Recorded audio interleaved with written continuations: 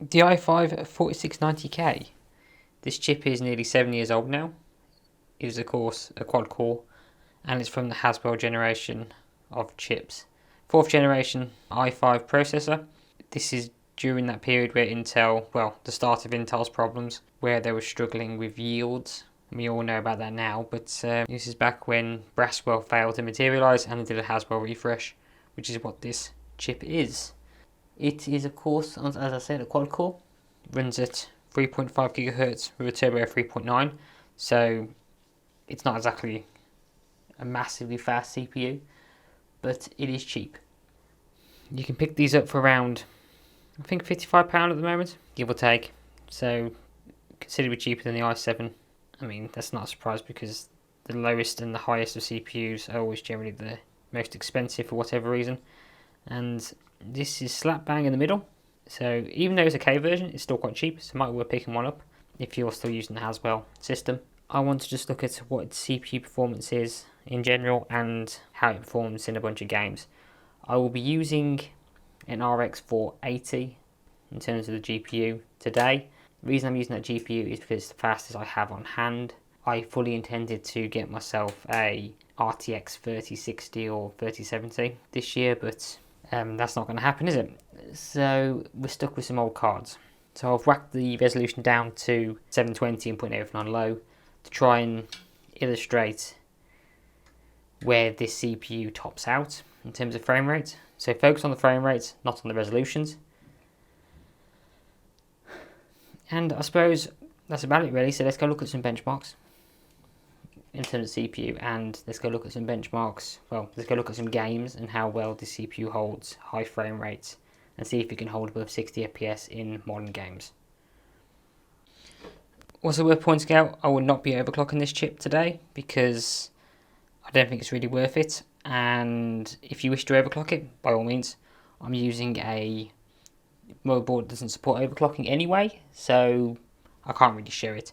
So if you've got any questions about overclocking, not going to happen with this chip. You're more than welcome to do it yourself with whatever you pick up, but results do vary, so that's why I'm not showing it.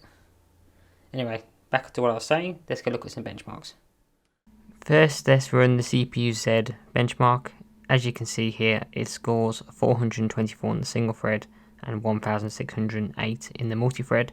It's not massively behind the i5 7600K, but obviously it's still slower. Now in Passmark, we score 4,471 in total. As you can see, it's in the 21% percentile, so it's quite on the low end now, but that's still a reasonable score. In Cinebench R23, we score 2,525, which as you can see here, it is right on the low end now for this particular benchmark, but that is still a reasonable score. In the Final Fantasy 15 benchmark, at 720p on the lowest settings, you can see here the CPU is pretty much topping out at 100%, and the GPU is jumping between 100% and low percentage, so it's not being utilised fully. We're getting an average of frame rate here about 95 FPS, which is more than playable, so this CPU doesn't hold this game back in particular, and overall we scored 9,133. In the Final Fantasy 14 benchmark, you can get into the 100 FPS plus. As you can see here, it's reporting an average of 160, though in this particular scene it is struggling here with frame rates around about the 40 mark. The GPU is once again idling, jumping between high percentages and down to 0 at times.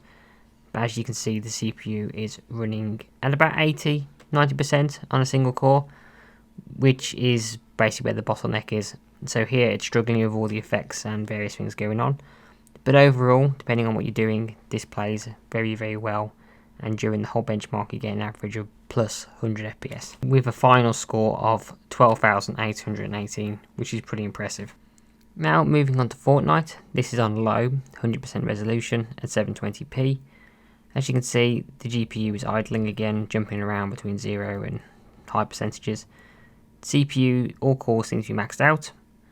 We're getting an average of around about 150-ish, but there are the occasional dips into the high 20s, depending on what's going on, and there's occasional little bit of a spike, but I have a feeling, judging by what I've seen in the past, that's down to the RX 580 causing those little bits of spikes.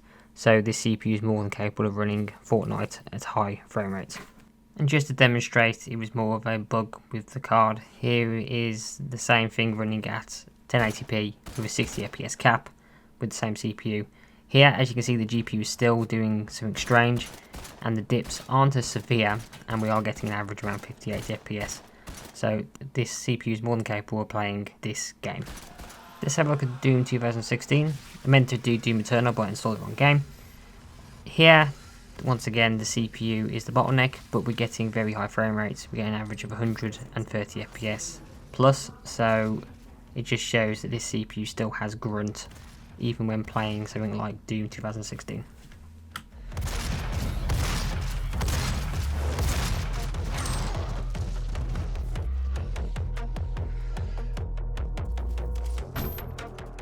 Here we have Apex Legends. The game is running at 100% on the CPU here, and the GPU is hopping around between 0% and around about 50%. In the jump at the start, you get the worst frame rate, as always with this game, but once you land, the frame rate is plus 100, and during the course of the match, depending on where you are, it averaged out around about 80 FPS. So pairs with a good card, up the graphics a bit, this is more than playable on a Haswell system with this CPU.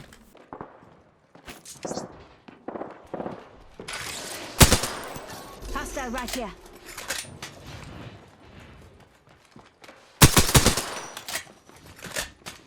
There is zero ring. Need lead! The enemies are shooting at me. Throwing Arc Star. Give my shield a reach. Come on, Mitcha. Now for another popular Battle Royale game at the moment. Here's Call of Duty Warzone. As you can see, the CPU is maxed out. We are running at 720p again with everything on low. GPU is hopping around between 16% and 100% depending on what's going on. Just basically idle again. We're getting an average around about 115 FPS throughout the game. This is just with bots, so it's not an actual real game.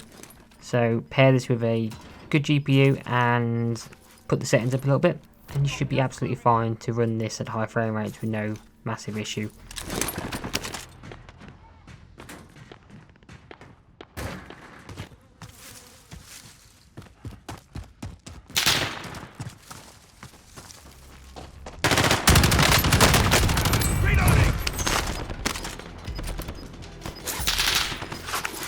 Next, let's look at a single player game. This is Baldur's Gate 3. It's currently in early access and this is patch 4. So currently a few issues here, but this is using DirectX API instead of Vulkan. And you can see here, GPU is once again jumping between 0% and mid 50s. And the CPU is pretty much the bottleneck here, jumping between 100% on a single core and down to the 70s. But we are getting here an average of around about 76 FPS. So with pairs for a good card again, up the settings, this is more than playable using the CPU. You are no thrall. Blackith imps block the path forward. You will assist me in We carry Mind Flayer Parasite. Within days, we will be Geich. Mind Flayers. First, we exterminate the imps. Then we find the helm and take control of the ship. We will address the matter of As you can see, the machine just about holds up. It can handle over 60 FPS if you've got a decent card. This is not a decent card. It's only an RX 480 as mentioned, hence why everyone's running at 720p. But if you pair this with a good GPU, I can't see why you shouldn't be able to get 60 FPS in pretty much all games. As you can see, there were some slight dips, especially in Fortnite and a little bit of Apex Legends, but I've had dips with this card in those games anyway, so it might have been the CPU struggling to keep up, or just the GPU being a pain as it has been, but it shows that you get an average of over 60, so that's fine. Just you get the odd dips, especially on Olympus on Apex Legends. If you go to Hammond Labs where the waterfall is, you can get some really bad frame rate there, but it's not terrible. And worth mentioning again that this is a very old CPU now. It was a bit of a bodge job to begin with because it was supposed to be Braswell, but it's just a Haswell refresh. And it is worth pointing out it is once again a £55 CPU, so it's pretty much a bargain. I wouldn't bother wasting the money with the i7 of this platform because those extra 4 threads, while they will help in some games, overall the performance increase is not really worth almost, well, over double the price. At that point, save your money, looking to get in a more modern machine. But to get a more modern machine, you know, even a Ryzen 3, a 5000 or 3000 generation, with board and RAM, it's going to cost you north of £300, even £400 in some cases. So save up your money, try and upgrade the rest of it, but in the current graphics card drought at the moment, you've got to make do with what you got. So while the graphics card drought is going on, it's also extending to CPUs, motherboards and RAM. So those prices are a little inflated as well. So you're better off waiting. But if you need something to tide you over and you're using, let's say, an i3 on the Haswell platform, you do worse than picking up the i5 4690K. Granted, I didn't show any overclocking on this video. Your mileage may vary and it depends what kind of cooler you got. This is just the standard stock cooler, which obviously isn't ideal. This is an 88 watt TDP CPU, so you want something a little bit more substantial than this, but this is more than adequate if you don't mind the noise. This fan never actually got to 100%. And the CPU never got higher than, let's say, I think about 68 degrees, I think. So a bit warm, but nothing crazy. So all in all, I just wanted to show that this old i5 now is still usable in games today. Don't discount it just because it's a couple of generations old. At the end of the day, Skylake's still viable. Haswell's just about viable. Of course, if you can afford it, get a new system.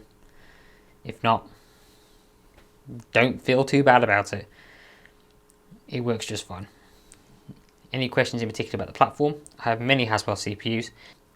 But other than that, thank you for watching, and I'll see you in the next one. So, goodbye.